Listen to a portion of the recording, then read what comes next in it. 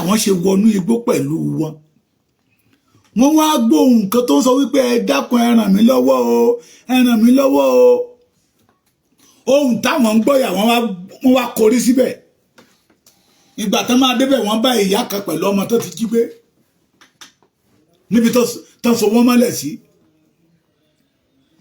wọ́n wá ní ọmọ yẹn àti ìyá ẹ ti wà ní general hospital ní Ìgbòho now fún treatment. ẹ̀yin èèyàn ẹ wá gbọ́ bí àwọn èrò ẹkùn àwọn ṣìfúnlò Ìsẹ́ndìgbòho bí wọ́n ṣe rescue àwọn tó wà nínú igbó bí wọ́n ṣe gbúròó ariwo wọn bọ́n ṣe wọlé ti àwọn Fúlàní nínú igbó aginjù ẹ wo gbogbo ẹ̀ pátá lẹ máa gbé nínú fídíò yìí ẹ jọ̀ọ́ bá mi láìkí fídíò yìí kẹ wá fetí gbéyàwó ọ̀rọ̀ kẹ wá gbọ̀n kan ti bàbá wa Bàbá Èkìtì bí wọ́n ṣe tú pẹrẹpẹ ọ̀rọ̀ lórí àwọn tí wọ́n rescue. ẹ mọ́ ti ṣe bẹ́bẹ́ ẹ̀ ń tutù kùtù ẹ máa wí bẹ́ẹ̀ kiri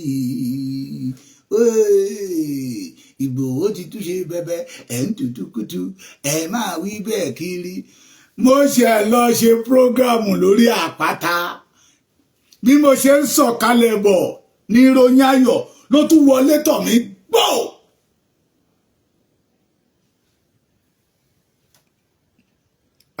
Ìgbòho ó ṣe Ọlọ́run ò bójú rẹ̀ jẹ́ kò fọ ọ̀rọ̀ ẹ sáwọn ọ̀tá ẹ̀ lẹ́nu. Ganiel market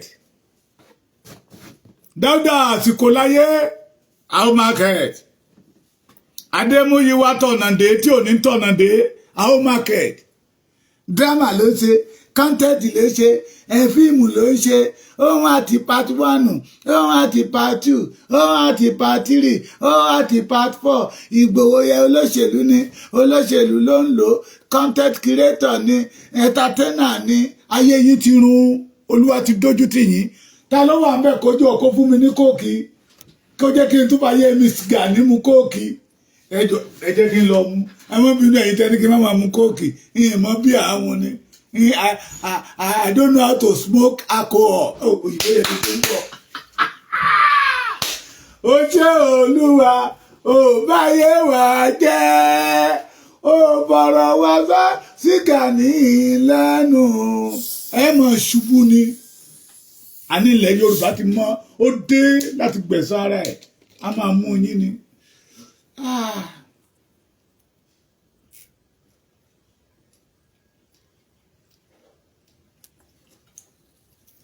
Ó ti tù.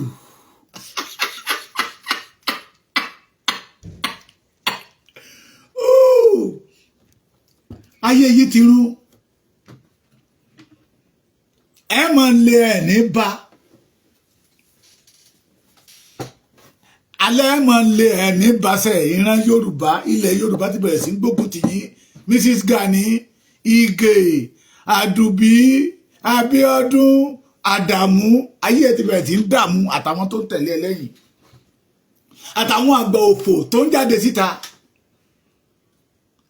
tó ń gbá Yorùbá bí ẹni gbá bọ́ọ̀lù aláṣírí yìí ti bẹ̀rẹ̀ sí ń tú Ìgbòho ṣe bẹbẹ wọ́n tutù kútù ẹ̀mọ́ wí bẹ́ẹ̀ kiri ọmọ Adéyẹmọ ṣe bẹbẹ wọ́n tutù kútù ẹ̀mọ́ wí bẹ́ẹ̀ kiri lẹ́nu ìgbà tó dé yìí ó ti ṣe àwọn content drama tí ọmọ Yorùbá kó jẹ ó kọ́kọ́ ṣe 2 hours ó tún ṣe another one ó tún tí wàá gbé mi jáde síta ayé ń gbọ̀n mu ẹ máa wí bẹ́ẹ̀ kiri ẹ lè rí kan ṣe àní kò sáyè fún ìjẹkújẹ mọ́ ní ilẹ̀ Yorùbá Ìgbòho ti tún dábìrà o the irú ẹkùn as dábìràs oh God òyìnbó yẹn ti fẹ́ máa wá òyìnbó yẹn ti fẹ́ máa the English want to be cramming me a máa fàyè yín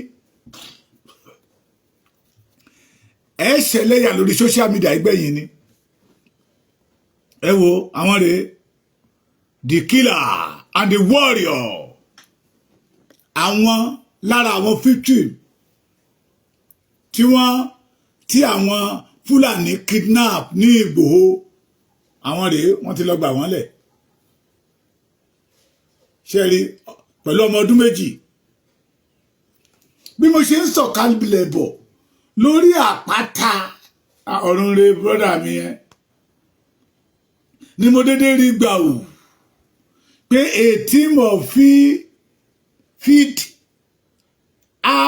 out lead by ẹjẹ ń dárúkọ wọn ASP Agegoke Amos and his team in conjunction with Chief Sunday Chief Adeyemo Sunday no Chief Igboho Osha stormed the forest located at Bode Sabu in Kwara State for 1st of July 2026. Yesterday on the 3rd, but I'm watching the English like a Canadian. Oh God.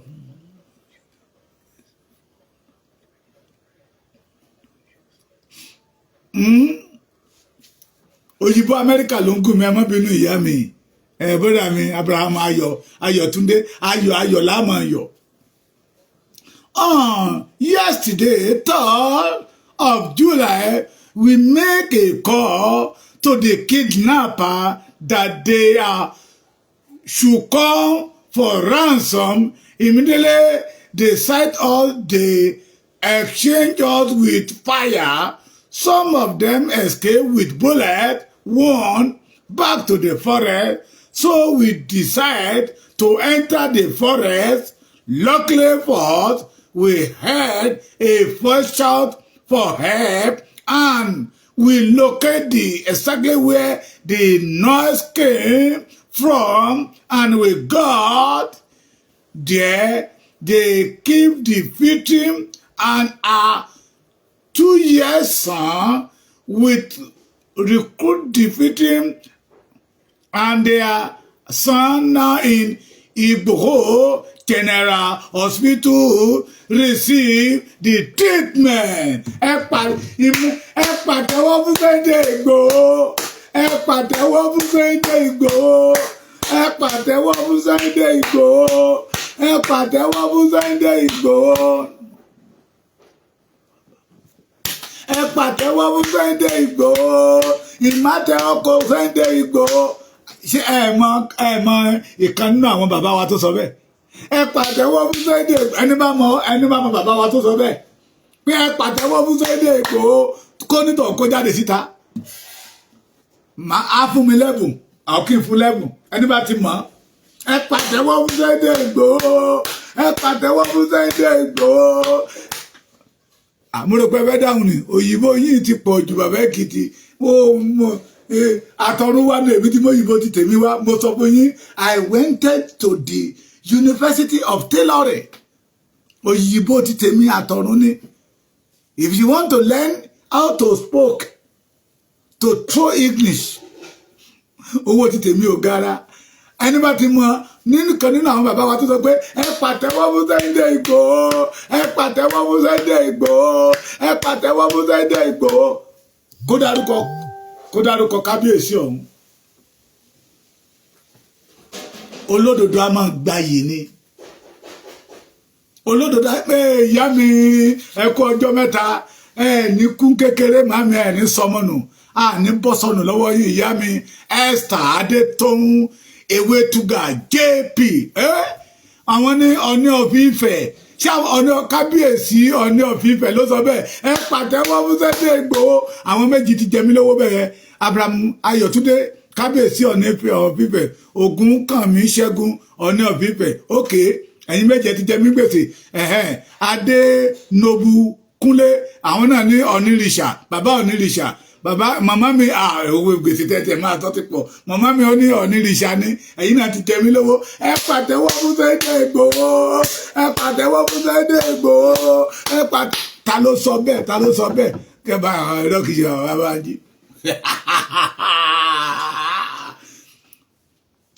Sunday Igboho ti wà nínú igbó láti on the 1st July.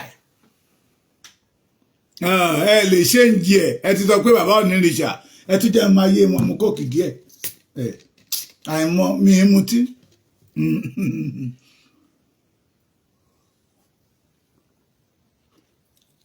ayé Gani ni mò ń sẹ́ ayé àwọn ọmọ tápà tó fẹ́ balẹ̀ Yorùbá jẹ́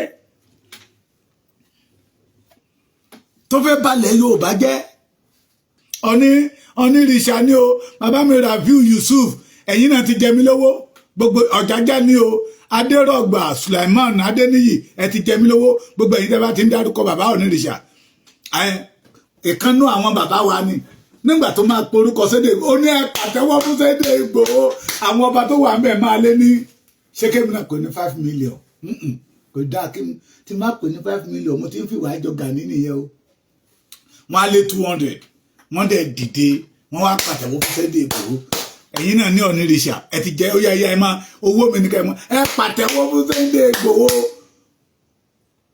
Sunday Ìgbòho wọ Kwara State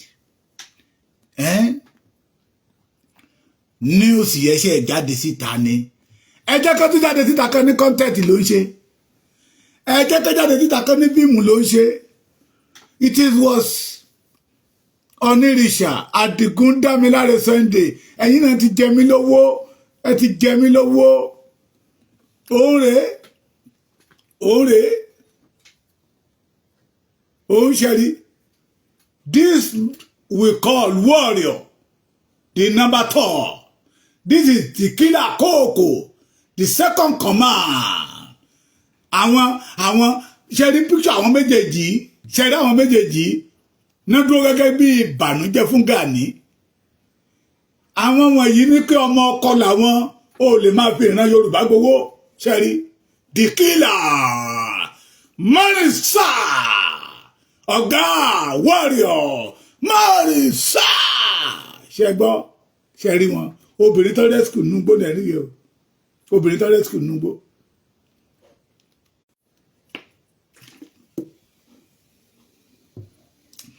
ẹ jẹ́ kí n mọ̀ sí ayé Gani sọ̀nà ọ̀fun ó jura wọn lọ Ìgbòho jù wọn lọ ọmọ ọdún méjì tọ́gbẹ̀hún rèé ṣẹ́rí ọmọ ọdún méjì ń nìyẹn o another movie ó jura wọn lọ Ìgbòho jù wọn lọ jura wọn lọ mo ní ìkan nínú àwọn bàbá wa sọ pé ẹ pàtẹ́wọ́ fún Sunday Ìgbòho ẹ pàtẹ́wọ́ fún Sunday Ìgbòho ẹni bá ti mọ kábíyèsí yẹ ṣe rí àwọn èèyàn wa tó wà ní igbó ní Ògbómọ̀ṣọ́ Ṣèyí Mákindé ní kẹ́ ẹ jẹ́ ká bẹ̀ kó má fàyè àwọn ọmọ wa ọjọ́ ọ̀la play politics ṣe rí báyìí orú obìnrin yóò lè gbàgbé Sunday Ìgbòho láéláé fíìmù tó dùn ni wọ́n ló ní 2 hours irọ́ ló ń pa wọ́n dẹ̀ rí nígbà táwọn èèyàn sọ pé Olúwa ó ṣeun o Sunday Ìgbòho kú àṣeyọrí ó ṣeun o wọ́n ní irọ́ ló ń pa wọ́n ní àwọn tó rescue àrí wọn àwọn obìnrin lẹ̀ ń wò lọ́wọ́ yìí o ṣé fíìmù náà tún ṣe ṣé fíìmù ni irú ẹkùn ó dé irú ẹkùn ìjayà fún Gani Mrs. Gani Adams ó dé ẹ ti dá mi lóhùn o ta ló sọ wípé ẹ pàtẹ́wọ́ fún Sunday Ìgbòho ẹ pàtẹ́wọ́ fún Sunday Ìgbòho ẹ pàtẹ́wọ́ ẹ̀fẹ́ san gbèsè tẹ́ ẹ jẹ mí ni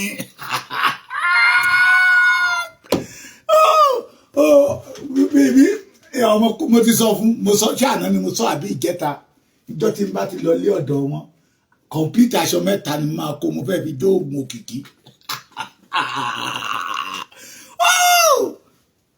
ẹni kúre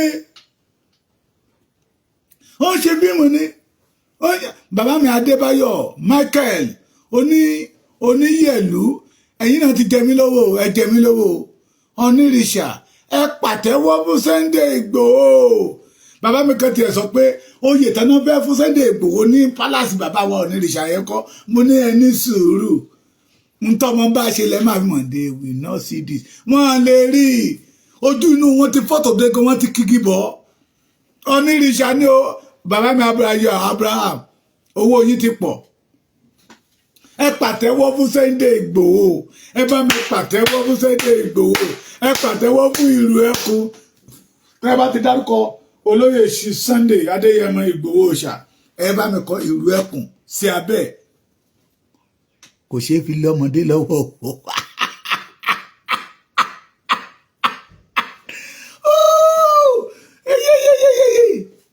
Gani How Market ẹ̀yin ajá Gani ẹ̀yin ẹrú Gani ẹ̀yin ọmọ àtọ́rìnwá Gani ẹ̀yin ọmọ ìlú tí Gani ti sọ dédé rìn How Market another film ti tún jáde again ṣe Sunday ó wà ń bíbà ìtẹ́kọ̀ onímọ̀ kọ́ àràgbàdà tó tún gbé àwọn ọmọ yẹn dání mo sáré pé ìjẹ́ni mò ń pe olóyè májàsọ́lá tí mi bá gbóhùn ẹ̀ ní èdè á dàbí pé òtútù mú mi lára ni ikú bàbá Èkìtì máa pè ń padà bàbá Èkìtì máa pè ń padà kò pè padà kí ló ń ṣẹlẹ̀ mo tún text message ṣé àlàáfíà lẹ́wà ọwọ́ alẹ́ ló wá sọ pé àlàáfíà lẹ́wà bàbá Èkìtì máa pè ń padà ó ní a team of FID and Iru Ekun team mo ṣe understand in that English a team of FID ṣe mọ̀ pé Gani sọ wípé ta ló kọ́sẹ́ dé Ìgbòho lógún jà àwọn wèrè tí ò jagun rí wèrè tí ò jagun rí tí fi Yorùbá lù jìbìtì kiri àwọn FID well-trained officers that they know the right time to shoot gun with a team of IRT, that is Iru Ekun team, lead by ASP Adegoke Amos. Tọ́bádàlá ìrànà pa ọlọ́pàá ti Debunking Commissioner of Police Oyo State come out and debunk this one. Ká máa fàyè àwọn ọmọ ọlọ́mọ play politics. Chairman Oríire local government in Ògbómọ̀ṣọ́ come out and debunk this one. Ní kúrẹ́ papọ̀ ẹ̀yin ọ̀tá ìtẹ̀síwájú ilẹ̀ Yorùbá. ASP Adégòkè Amos ẹ bá mi pàtẹ́wọ́ fún wọn ẹ má tẹ́wọ́ kó ASP Adégòkè Amos and his team in conjunction in ẹ máa wo bí mo ṣe pé conjunction yẹn ẹ mọ̀ pé kì í ṣe ti Yorùbá mo fi ń pè o ẹ rí i pé àwọn mi ti fẹ́ máa lọ bí ti Amẹ́ríkà in conjunction with Chief Adéyẹmọ Sunday aka Igboho Òòṣà mi ò ṣe tilẹ̀ mọ́ ajígbìjìgbìjìgbìjìgbì púẹ̀ lórí Gani eléri ibú àbúrò olòṣì summon a forest locate at ayé Gani ni mo fi mu kóòkì ẹ má wọrí kóòkì eléyìí ò lè ṣe mí ní kankan ayé àwọn OPC ẹgbẹ́kẹ́gbẹ́ ọ̀dàlẹ̀ people's confusion àwọn àgbà Yorùbá kan ti ní ká má pè wọ́n ní OPC mọ́ ká má pè wọ́n ní Oòduà people's congress mọ́ Oòduà pátápátá ti ń pè wọ́n ní Oòduà à ń pè wọ́n mọ́ ara wa ní ọ̀dàlẹ̀ people's confusion tẹ́ bá tún ló kúrúkọ mẹ́ta lè fún wọn tó máa bá OPC títí wọ́n mú ẹ mọ kọ́ta yẹ̀yẹ́ bomb bastard in conjunction ẹ máa wò pé àwọn mi ti fẹ́ máa lọ o nígbà tí mi ò ṣe ìyá mi Yorùbá wuyì alóhùn aláwọn títóbi in conjunction with Chief Adéyẹmọ Sunday popularly known as Igboho Òòṣà summon a forest locate at Bode Sadu ṣé mo gbà bàbá Canada òyìnbó ipò adára fún yín Amẹ́ríkà ń rùn lára mi ni you man we wanna fuck Ghanese out of our land. Ghanese is a bastard It's a flesh man. It's a 419. We will not allow him to 419 the Yoruba anymore. America run lára mi. Ẹ kàn dédé máa gbọ́ pé bàbá Èkìtì ti fò ní. Mo ti lọ lójú àlá, but mo mọ̀ pé mo máa lọ lójú ayé. Yeah, man. Bọ̀dé ṣáàdú. Ẹ̀yin ọmọ Kwara tí ń bá pé dáadáa mọ́ bínú o. In Kwara State, from first, only People's Congress. Bàbá mi abọ́dọ̀ ẹni náà tí mo ti tẹ̀ wá. First, nígbà tí gbogbo wa kíra wa pé happy new month, happy new month. Sunday Igboho àtàwọn tíìmù ẹ̀ àti ọ̀gá ASP Ajé Gòkè Amos ojúlówó ọmọ ọkọ̀ kóòtù òjíire tó jẹ́ pé gbogbo tó bá dáwọ́lé a máa yọrí sí rere ní tí àrọ́mọdọ́mọ ẹ̀ ò ní mọ̀ọ́sì wọ́n wà nù gbó.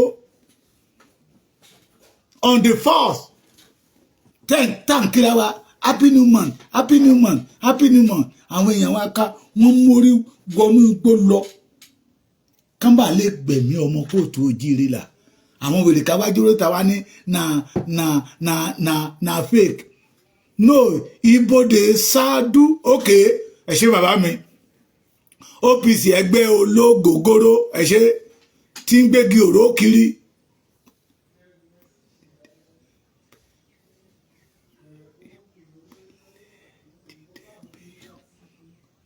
So, 1st of the July, yesterday, 3rd. I want to know on the 1st of the July. Yesterday was 3rd. Yes, it is not yes, it's 3rd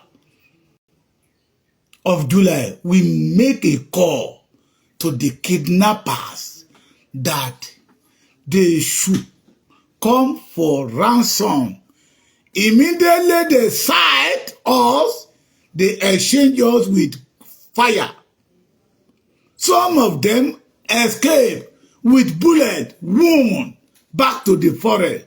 So we decide to enter the forest. We decide.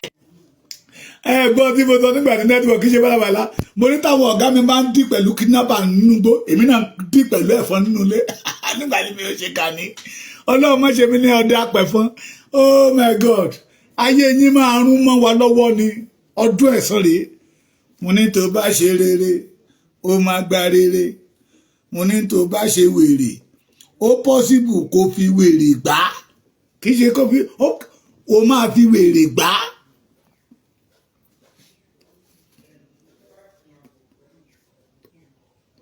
Ajíbọ́lá Wàsíù ọmọ ìrankíran ó máa ṣe o àwọn ọmọ Gani rè o ṣe rí Ajíbọ́lá tó jíbòsì ẹ̀rí wọ́n dáṣọ funfun náà fún ẹ lè rí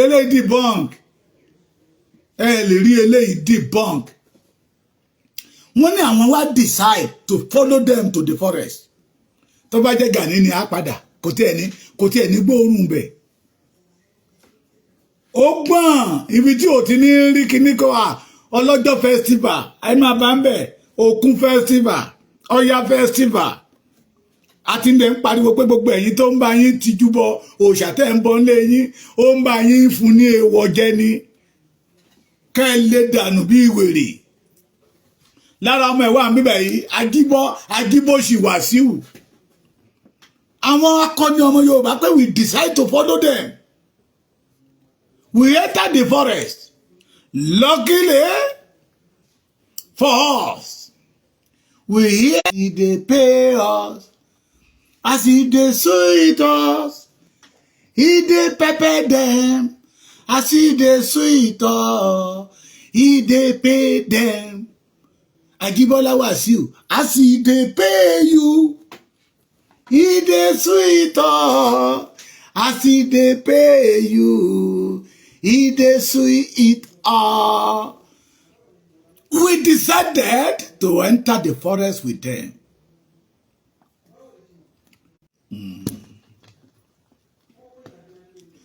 Wọ́n ní bí àwọn ṣe wọnú igbó pẹ̀lú wọn wọ́n wá gbóhùn nǹkan tó ń sọ wípé ẹ dákun ẹ ràn mí lọ́wọ́ o ẹ ràn mí lọ́wọ́ o ohun táwọn ń gbọ́yà wọ́n wá korí síbẹ̀ ìgbà tán máa débẹ̀ wọ́n bá ìyá kan pẹ̀lú ọmọ tó ti jí gbé níbi tó so wọ́n mọ́lẹ̀ sí wọ́n wá ní ọmọ yẹn àti ìyá ẹ̀ ti wà ní general hospital ní Ìgbòho now fún treatment ó ló jẹ́ kí n mú àwọn picture wá òòrè ayé yìí ti run ayé yìí ti ṣe kí ni ó ti run mo sì ń béèrè ìbéèrè kan mo ní lára àwọn bàbá wa ní ẹ pàtẹ́wọ́ fún Sunday Ìgbòho ọ̀pọ̀lọpọ̀ nínú wa ò mọ̀ ẹ tí ì dá mi lóhùn ẹ pàtẹ́wọ́ fún Sunday Ìgbòho ẹ pàtẹ́wọ́ fún Sunday Ìgbòho Ìgbòho ti tún lọ gba obìnrin kan àtọmọ ọdún méjì lẹ̀ nínú igbó ní bodè ìsádú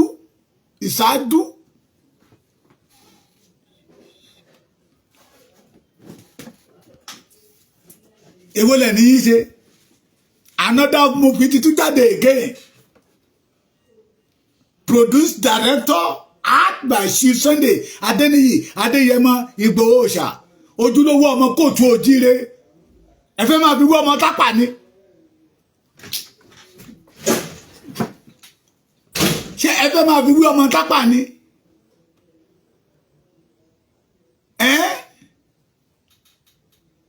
ìkànnì mọ́ ìsọ láàárọ̀ yìí tí mo ń pè tó ń pè sórí prógámù yẹn pé kí n mọ́dà lóhun bàbá ẹ o bàbá ẹ máa ń jí ewúrẹ́ lóde òmu ní ẹ mọ̀ pé ẹni bá ti Èkìtì máa ní ẹni tó jalè lẹ́ẹ̀kan tó tún dàrán borí dàrán bora dàrán bolẹ̀ pẹpẹ aṣọ olè ló dàbora o wọ́n máa kọrin ẹ má bolè ṣẹgbẹ́ tí mo ní àbí bẹ́ẹ̀ kọ́ ọmọ tó lè bá bí olè ní ọyàn èyí tí gà níbi ìran Yorùbá jalè ó tó gẹ́ ṣé ẹni kò jalè àfihàn jẹ oyè aṣọ́bodè kógun ọmọ wọ̀lú Ọ̀yọ́ ogun wọ̀lú Ọ̀yọ́ ṣe ní bìyàn dóye káàkiri ṣe ní bìyàn dóye káàkiri a máa wọ agbádá funfun káàkiri pẹ̀lú igi òró lọ́wọ́ ọmọ tó dẹ̀ ọmọ ọkọ tó dẹ̀ tún jáde síta pé olójú òní lajúlẹ̀ kí tàlùbọ̀ ó kò wọ́ ẹ wá ló ń ṣe fíìmù ni àti wo 2 hours tán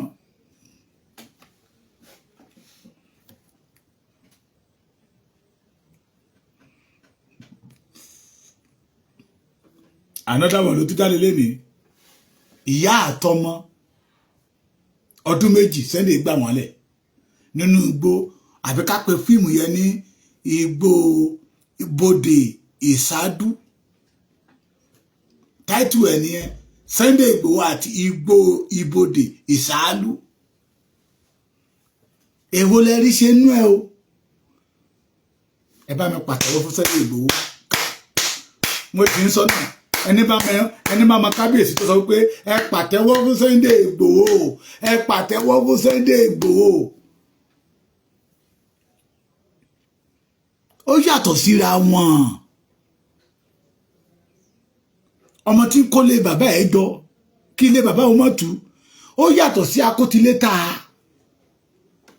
àtọ̀húnrìn ìwà yàtọ̀ sí ọmọ oníkan mo ti pẹ́ tí mo ti máa ń sọ pé ìlòkulò là ń lo aṣọ tẹ́nìyàn bá tọrọ ohun tí ò ń ṣe tèèyàn owó tí ò ń ṣe tèèyàn ìlòkulò lèèyàn máa ń ná ìlòkulò ní ràì ó yàtọ̀ síra wọn Ìgbòho ti ṣe bẹ́bẹ́ hello ó jáde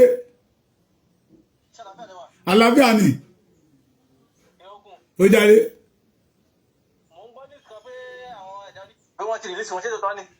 Ìgbòho ti gba àwọn kanlẹ̀ ní Kwara State máa pè é padà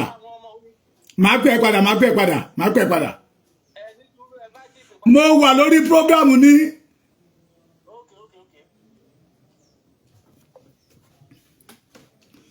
ẹ máa sọ káàkiri bóde ìsáádú ẹ ṣe tẹ kọ̀rẹ́tì mi. èmi náà ti pẹ̀ fún o mo pẹ̀ fún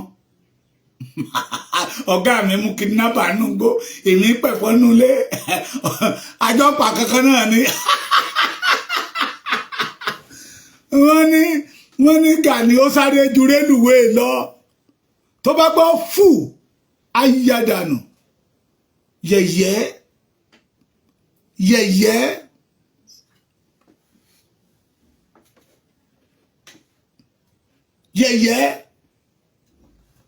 alọ́mọ nìkan yàtọ̀ ó yàtọ̀ sí ọmọ àtọ̀húnrìn wa ẹ mọ̀ Yorùbá let us correct ourselves káyé fi àjòjì káyé fi àjòjì sọ ilé mọ́ ó máa dalérú aban tó dáa jẹ́ ni ẹ fi ti Gani kọ́gbọ́n ìran Núpé ìran Tápà ìran Fúlàní ni ẹ fi ti Gani kọ́gbọ́n ló fi ń tẹ̀lé Yorùbá bàṣubàṣu tó sọ wípé Yorùbá máa ń tọ̀yàn pa ni Yorùbá máa yàn pa ṣé wọ́n ní kán máa tan àwọn alágbára ilẹ̀ Yorùbá pa ni who call you alágbáras who call you the alágbáras wèrè tẹ jáde síta mo dẹ̀ kọ́ ní yẹn fún yín mo kọ́kọ́ kọ̀ yín lọ mo ń fà yín létí bẹ́ẹ̀ lẹ́ ń gbé tí òun lọ́wọ́ mi pé kókó jábélé kálukú ló mi ṣe títí ilẹ̀ yìí fẹ́ ẹ ṣe ti yín kẹjẹ́ kí Sunday Igboho ṣe títí ẹ̀ ṣùgbọ́n orí ibú tẹ́ máa ṣe kò jẹ́ kẹ́ ẹ gbọ́ Sunday Igboho ta ló kọ lógun jíjà Sunday Igboho nígbà wo ló dé Sunday Igboho olóṣèlú ni kí ni ìwọ wá lọ adẹ ń béèrè lọ́wọ́ ẹ kí ló wá lọ sọ́dọ̀ Jonathan kí Jonathan tó gbé lọ sọ́dọ̀ nígbà tó dọ̀dọ̀ Jonathan tó gba iṣẹ́ lọ́wọ́ Jonathan ló sọ fún Jonathan pé òun fẹ́ jẹ Ààrẹ Ọ̀nà Kakanfò tí bàbá Abíọ́lá fi lẹ̀ yẹ Jonathan wá gbé bàbá owó náà owó ló fẹ́ júmọ́ bàbá wa lọ lójú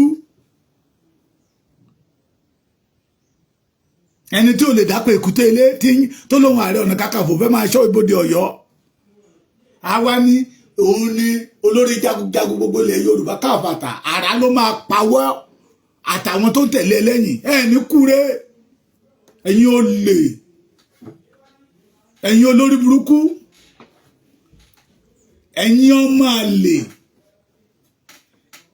ẹ̀yin tó jẹ́ pé kó bá lè ya kó ya ni bó bá lè bàjẹ́ kó bàjẹ́ 5 years ní Sunday Igboho òfin sí ilé agbádá lẹ̀ ń wọ̀ káàkiri tá a ṣe patí òun ṣe bẹ́ẹ̀dẹ̀ ilẹ̀ Yorùbá ń bàjẹ́ lọ lọ́wọ́ ó dẹ̀ ń gbàgbádá bẹ́ẹ̀dẹ̀ kiri ó ń gbàgbádá bẹ́ẹ̀dẹ̀ ó ń gbé kiri ó ṣe làwùlàwù kiri òṣì àwọn òpònú kan náà máa tẹ̀lé yìí di Ààrẹ Ọ̀nà Kakanfò di 50 Ààrẹ Ọ̀nà Kakanfò a strive for Yorùbá rẹ̀ ẹ máa pasán ayé ni gbogbo ẹ̀yin ẹ máa pasán ayé ni ẹ̀yin all the member of ọ̀dàlẹ̀ People's Congress tẹ́ ìpèrè ayé ní OPC Gani òfò lómi ẹ̀fọ́ ṣe òfò lẹ́ máa ṣe gbẹ̀yìn òfò lẹ́ máa ṣe gbẹ̀yìn Sunday ẹ tí wá dìbò kélé yìí o kẹ́ni irọ́ ni he mentioned the name ASP you know the meaning of ASP Assistant Superintendent of Police. Oh God, òyìnbó yìí gùn mí. Oh my God. Ṣé Gani ló yẹ kí n máa fọ òyìnbó lù? Ẹ̀yin ọmọ yóò bá mi ṣàdúrà fún Ajéwọlé Gòkè. ASP Ajéwọlé Gòkè. Amos. Ó sì ṣe ọmọ ọkọ. Ó sì ṣe ọmọ kíni ọmọ ọkọ pé ilẹ̀ Yorùbá ò gbọ́dọ̀ bàjẹ́ ká tún dúpẹ́ lọ́wọ́ bàbá Bọ́lá Ahmed Tinubu that give us opportunity nígbà tí ó kàfé fún bàbá Bọ́lá Ahmed Tinubu ni ó ti ń ṣòṣèlú ni tí Ìgbòho bá sọ̀rọ̀ ń da ara ẹ̀ ṣé orú àǹfààní tá ń jẹ orú ẹ̀mí tó ń dòlà ṣé wọ́n á máa rí dòlà ẹ̀yin wèrè tí Sunday Igboho bá sọ̀pọ̀tì bàbá Bọ́lá Ahmed Tinubu kí ni ìwọ́de wá dọ́dọ̀ Jonathan 2023 lára àwọn OPC tó pé tí pé àwa pé òdìdí sọ fún wọn pé wọn ò gbọdọ̀ ṣiṣẹ́ pẹ̀lú Tinubu Peter Obi nìkan ṣiṣẹ́ fún àwọn ọmọ Igbo dẹ̀ sọ wípé if Obi wọlé president it will be easy for them to take over Lagos State kẹ́ lè mọ̀ kẹ́yìn ará Èkó lè mọ̀ pé akótilétà ní Gani Màgódò yẹ lè kúrò ẹjẹ́ á lè padà ti tápà àwọn arígídí ti kọ́ wọ́n ní kì í ṣe ọmọ àkókò ẹjẹ́ á lè padà sí orísun bàbá ẹ̀ ní tápà ẹsẹ̀ ní ìran ẹ fi wọ̀ nọ́bìnrin wọlé Yorùbá èmi ní kọ̀mọ́dà Agége èmi ní kọ̀mọ́dà Ètì tẹ́wọ̀n gbọ́ tó máa sọ pé èmi ní kọ̀mọ́dà Agége under the leadership of OPC Ìbà Gani Adams èmi ní kọ̀mọ́dà Àgùdà èmi ní kọ̀mọ́dà Ojúbánirẹ́ èmi ní kọ̀mọ́dà Ojú Ẹlẹ́gbà iná under the 15 Ààrẹ Ọ̀nà Kakanfò èmi ní kọ̀mọ́dà Agége èmi ní kọ̀mọ́dà Òṣòdì èmi ní kọ̀mọ́dà Island èmi ní kọ̀mọ́dà Ẹgbá èmi ní kọ̀mọ́dà gbogbo ẹ̀ èmi ní kọ̀mọ́dà under the leadership of Ààrẹ Ọ̀nà Kakanfò the 15 Ààrẹ Ọ̀nà Kakanfò ilẹ̀ Yorùbá gbogbo wọn já báàgì lábẹ́ bíríìjì ní lẹ́kọ̀ọ́ ni that is why they are working against the Yorùbá race. mi tí lórí ọ̀gá àti kí n máa ṣètò ká máa dá sí ṣe gbọ́ mi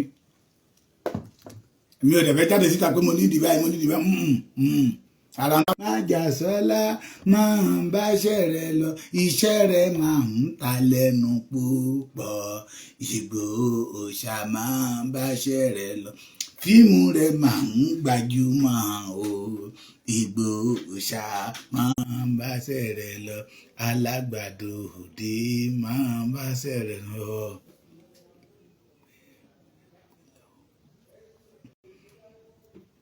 gbogbo wọn ń ju wọn ń já báàgì gbà ni àwọn ní Gani kó mọ́ra that is why tí ẹ lè fi rí wọn kán dúró wọn wá kóró ká ilé lọ wọn á kó sọ́wọ́ wọn máa ṣe káwọn èèyàn lè mọ̀. Good news that Sunday Igboho has recruit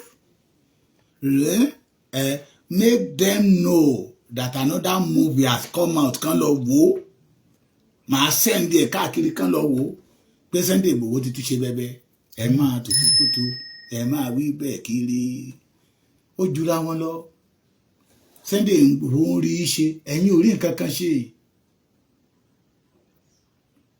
ẹ rí nǹkan kan ṣe àfagbádá white àti igi òró gbígbé dání káàkiri bàbá wa onírìṣà olórí aládé gbogbo ilẹ̀ Yorùbá we know that you are humble sir ẹ̀yin kọ́ lẹ́nira yín kábíyèsí. I'm saying this to all the genuine kábíyèsí in Yorùbá land. Ara tó ní ká máa sọ nìyẹn. To all the kábíyèsí genuine Yorùbá. All the genuine kábíyèsí in Yorùbá land. Tí Gani bá nawọ́ sí yín tẹ́ bá tún gbọ́wọ́ ẹ̀. Ẹ̀ ń ṣe orí àpèrè tẹ́ jókòó sí ẹ̀dẹ̀ ń ṣe gbogbo ilẹ̀ kóòtù òjíire. Inú Odùduwà gan ò lè dùn sí yín. Oyè tó wà lórí ẹ̀ ẹ̀yin gbogbo yín lẹ mọ̀ pé oyè ẹrú ni oyè oníbodè oyè aṣọ́nà ẹ má jẹ́ kàrámọ̀ ẹ̀wọ̀n tó bá ti lè wà níwájú yín tí ò bá ti nà tán kó dọ̀bálẹ̀ pẹ̀lú agbádá wèrè tó ń wọ̀ kiri ẹgbẹ́ ìfọ̀tí gbogbo èyí tẹ̀dẹ̀ ń tẹ̀lé àwọn ọba wa kiri ìwọ ni PA kábíyèsí all the security àwọn kábíyèsí wa tẹ́ ẹ bá wà ń bẹ̀ tí Gani bá nawọ́ sáwọn ọba wa tẹ́ ẹ lè gbá Gani lójú látẹ̀yìn wá ìṣẹ̀dálẹ̀ Yorùbá máa bínú sí yín o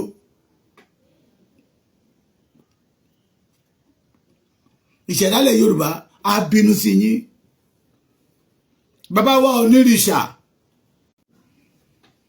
bàbá wa onírìṣà thou shall not allow Gani to bọ́ ẹ lọ́wọ́ again kì í ṣe Yorùbá kì í ṣọmọ Òtúfẹ̀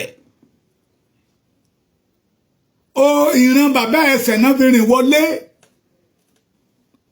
bàbá ẹ jalè lókè Ọya náà lé wá sí èyí tí ọmọ sọ fún yín pé kò sí ẹni tó lọ́mọ ogun tóun ní ilẹ̀ Yorùbá irọ́ ló ń pa o mo lórí ọ̀fẹ́ láti pe àwọn tó jẹ́ authentic OPC ní àná wọ́n ní wọn bí dákó tún pé rà lọ́gà OPC mọ́ tí Gani bá náwó sí yín kábíyèsí tẹ́ bá gbà á mo mọ̀ pé ọ́ bò you are the number one citizen of the Yorùbá land ẹni kan gbé 40 fún látẹ̀yìn tí wọn bá lè ṣe wá employ mi sà mí nígbà sálárì iṣẹ́ tó bá wá sọ́dọ̀ yìí tó bá náwó máa lu bí ìbàrà ojú yín máa lu bolẹ̀ máa lu Gani bolẹ̀ mi ẹjẹ́ àmọ́ fẹ́ mi ló jẹ kí n wà pé Gani ń bọ̀ lẹ́ni máa ti tètè dé láti Èkìtì máa ti tètè dé máa lù lálùbọ́lẹ̀ máa lù lálùbọ́lẹ̀ ẹni ọba tó bá fẹ́ gba Gani ẹ ṣáà pè mí kílẹ̀ ń gbà wèrè lálejò fún ẹni tó fẹ́ tú ìlú mọ́ yín lórí ẹni tó fẹ́ sọ̀rọ̀ ẹ̀dí òòṣà mọ́ yín lọ́wọ́ bàbá tẹ́ bá ṣọdún ọlọ́jọ́ tẹ́ bá pé Gani àwa máa lù lálùbọ́lẹ̀ kúrò ń bẹ́ẹ̀ ni Akọ́kọ́ Ìgbòho you are welcome ọ̀gá rẹ̀ ti tún ṣe bẹ́bẹ́ o di irú ẹkùn òkèlẹ́wà tuwárè Ìgbòho ṣe bẹ́bẹ́ irú ẹkùn ṣe bẹ́bẹ́ lọ́wọ́ ojú ti ọ̀tá ojú ti Mrs. Gani di ààrẹ arékúyẹrí of Ọ̀yọ́ land di ààrẹ tó sáré ju ehoro lọ tó sáré bí rélùwé ó sáré ju rélùwé lọ ọlọ́pàá òro ẹni ọba tó bá ti lè déwájú ẹ̀ tí ò lè nàtọ́ pẹ̀lú aṣọ wáìtì ẹ̀ ẹ fi gbá fíkìkì síta ọmọkọmọ ni kì í ṣara wa ló fi ń tẹ̀lé Yorùbá báṣubàṣu ṣe gbọ́ mi mo kí gbogbo Yorùbá pé ẹ kú oríire o a kú oríire a ti rí solution èrè ìdí tá a fi ní kí gbogbo wa kájọ sowọ́ papọ̀ pẹ̀lú ìrù ẹkùn nìyẹn ìrù ẹkùn belong to all the authentic and genuine Yorùbás eléyìí tẹ́lẹ̀ ń kárí rumors pé Sunday Igboho fẹ́ pẹgbẹ́ kan àwọn ẹgbẹ́ tó ti bálẹ̀ fẹ́ pa wọ́n run wọn kò yé wọn ní Àgbẹ̀kọ̀yà ń bẹ lẹ́yìn ìrù ẹkùn àwọn ọ̀tà ń bẹ lẹ́yìn ìrù ẹkùn àwọn fìjìláńtì ń bẹ lẹ́yìn ìrù ẹkùn àwọn ẹgbẹ́ tó jẹ́ ẹgbẹ́ gidi OPC bàbá Fẹ́mi Fáṣẹ̀hùn ó ń bẹ lẹ́yìn ìrù ẹkùn OPC New Era ó ń bẹ lẹ́yìn ìrù ẹkùn OPC Reform ó ń bẹ lẹ́yìn ìrù ẹkùn àwọn ojúlówó ọmọ Yorùbá àwọn ọ̀dàlẹ̀ People's Confusion nìkan la gbà láàyè leading by Gani Mrs. Gani Ige Abiodun Adamu táyé dẹ̀ ń dààmú lọ́wọ́ ìrù ẹkùn dé ní òróró sùnmọ́ o àní ìrù ẹkùn ti dínà ìjẹmọ́ wèrè ó mọ̀ pé bí Sunday Igboho ṣe dé ẹgbọ́n náà ó yẹ kó lára gbà tí Sunday Igboho sí ń lé ọmọ Yorùbá ń pariwo káàkiri ni pati ló ń ṣe kiri lọ́lọ́rin I buy more than 24 acres of land létí òkun ṣé ìyẹn náà ní kí Ààrẹ Ọ̀nà Kakanfò máa ṣe lára owó tó ń gbà lọ́wọ́ àwọn dèdèrè ọmọ Yorùbá tó wà nílùú òyìnbó òun fi kó property jọ sétí òkun fún ara ẹ̀ àwọn tó tẹ̀lé lẹ́yìn nígbà tó wọ́n mọ̀ orúkọ ara ẹ̀ ló fi kọ́ ló fi ralẹ̀ the 50 Ààrẹ Ọ̀nà Kakanfò níbi tó tún wá burú dé kò fi orúkọ ẹgbẹ́ ọ̀dàlẹ̀ People's Congress kò fi rà ẹ̀ ní soríire gbogbo yín. Kìnìún yọ sẹ́ranko jìnnìjìnnì mẹ́ranko kìnìún yọ sẹ́ranko jìnnìjìnnì mẹ́ranko Ìgbòho yọ sí Gani Adams ló bá ń sálùgbò ó jura wọn lọ bàbá ní fádà fọmọ bàbá yín ní Sunday Igboho jẹ ẹrí bẹ́ẹ̀ ṣe ń tú síta ẹrí kọ́mọ ọkọ̀ ó dá yín lóhùn ọ̀kan lọ́mọ of Yorùbá land the àrẹ̀mọ of kábíyèsí all the kábíyèsí of Yorùbá land ẹrí kó dá yín lóhùn because ó ní nǹkan ṣe ní títẹ̀ yìí òun ò ní jẹ́ kí ilé bàbá òun ó wó ó wá rí yín pé ẹ fẹ́ wọlé bàbá òun ní òfin dáhùn ní òfin dá sí yín he have focus and he have mission. Congratulations to all the Yoruba land. Congratulations to ASP Adegoke Amos. Congratulations to all the Iru Ekun team. Atawata alo. Congratulations to us. Congratulations to Chief. High Chief. Congratulations to High Chief. Ọ̀kanlọ́mọ olóyè Sunday ọmọ Adéyẹmọ Igboho ṣá. Ìjayà fún gbogbo ẹgbẹ́kẹgbẹ́ APA nílẹ̀ o lọ́lá bàbá wa lókè.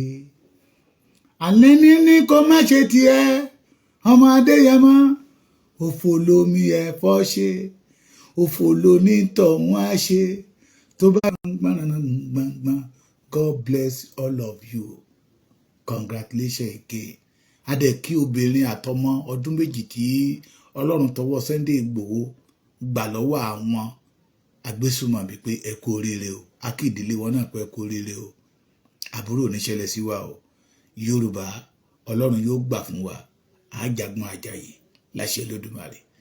Ọlọ́run ò ní fi kú pa Sunday Igboho fún wa o. Ìmọ̀ àwọn ọ̀tá ò ní ṣẹ lórí ẹ̀. Yóò mọ ṣẹ́gun ọ̀tá. Yóò mọ rẹ́yìn òdì. Bẹ́ẹ̀ ni ogun tí àwọn Gani bá gbé lórí ọmọ Adéyẹmọ wọn mọ fi ṣera wọn ni láṣẹ Olódùmarè.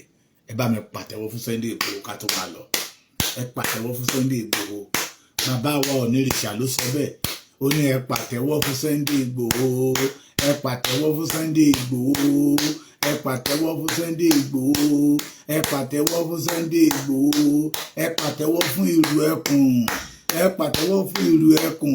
Ọ̀pọ̀lọpọ̀ nínú wa ò mọ̀ pé ìlú ẹkùn yẹn ló jáde síta tí ó fún Gani lẹ́jẹ̀ ríru tí ò jẹ́ kí Gani ó ní ìfọ̀kànbalẹ̀. Òun ló jẹ́ ká máa jáde síta bí ìgbà tí omi bá wọnú ilé ìjà lọ. Ẹ pàtẹ́wọ́ fún Sunday Igboho. Ẹ pàtẹ́wọ́ fún Sunday Igboho. Ẹ pàtẹ́wọ́ fún Sunday Igboho. Ẹ pàtẹ́wọ́ fún Sunday Igboho. Ẹ bá mi pàtẹ́wọ́ yẹ dáadáa. Thank you màmá mi Ọmọ́táyọ̀. Àtò wojú ẹ̀ òbí ṣẹ̀san. Ẹ pàtẹ́wọ́ fún Sunday Igboho. Ẹ bá mi pàtẹ́wọ́ yẹ dáadáa ká tó máa lọ. Ẹ pàtẹ́wọ́ fún ìlú ẹkùn. Òtún wọn ká níbi tán gbé ń dáná àárọ̀. Ẹ pàtẹ́wọ́ fún Sunday Igboho. Ìjayà fún Gani. Ẹ pàtẹ́wọ́ fún Sunday Igboho. Ìjayà fún ẹgbẹ́kẹ́gbẹ́ ọ̀dàlẹ̀ People's Congress. Ẹ pàtẹ́wọ́ fún Sunday Igboho. Ẹ pàtẹ́wọ́ fún Sunday Igboho. Ìfọ́rí fún gbogbo àwọn ọmọ Gani. Ẹ pàtẹ́wọ́ fún ìlú ẹkùn. Ẹ pàtẹ́wọ́ fún ìlú ẹkùn. Ó bá wọn níwájú tó ká wọn mọ́nà tó gbá wọn sẹ́gbẹ̀ẹ́. Ẹ pàtẹ́wọ́ fún Sunday Igboho. Ire àti àánú yóò máa tẹ̀ wá lẹ́yìn ní ọjọ́ ayé wa gbogbo. Ànírà burú nílẹ̀ Yorùbá mọ́. Níbi tó gun bá kù sí Ọlọ́run ọba mi yóò bá wa ṣe. Tí wọ́n pa ti ń sọ tipẹ́tipẹ́ tọ́lọ́run ọba mi bá fẹ́ ràn yàn lọ́wọ́ kò ní sọ̀kalẹ̀ ènìyàn náà ló máa rán. Let us believe that God sent Sunday Igboho to the Yoruba people. Let us embrace him. Let us join hand together to support Ìlú Ẹkùn, to join Ìlú Ẹkùn. If you are a youth, you refuse to do something for your father's land, it means that the spirit of Gani Adam ó wà nínú yín. I know you are not a fool and you are not a bastard. You are not a betrayer like Gani, Chief Mrs. Gani, Ààrẹ Adams. I know you are a genuine ojúlówó ọmọkọ Yorùbá. Let us join hand together and support Chief Sunday Igboho. Let us join hand together and defend our father's land. A good weekend.